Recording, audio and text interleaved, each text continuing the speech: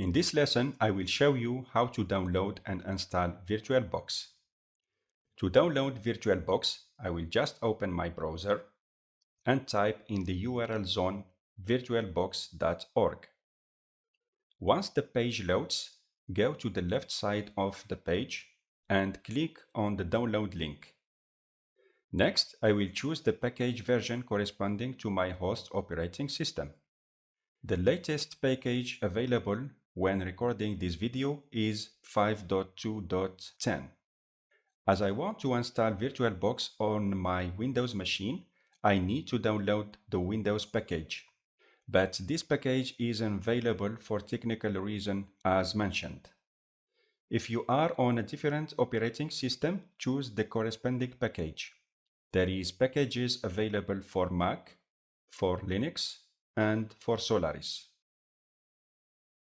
To download the Windows package, I have to choose an older version. I will scroll down, go to the VirtualBox older builds. I will click on the link. Then I will choose the latest available version, which is 5.2.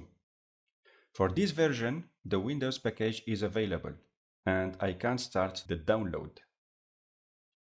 Once the download completes, I will run the setup program to start the installation. The installation process is pretty simple. I have just to click Next buttons in the different windows. Here I get a warning that the installation program will reset my network connection and I will lose temporarily my connection. It doesn't matter, I will just click Yes to continue the installation. Windows warned me that the program I am installing tries to make changes to my device, and if I want to allow that, I will answer yes.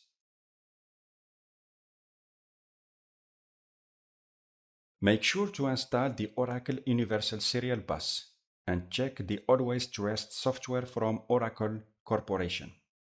This way you are sure that the VirtualBox will work properly and will not be misbehaving because your operating system is blocking some of its programs, considering them as untrusted. I will click Install button to continue the installation. And that's it. Click on the Finish button and you are done.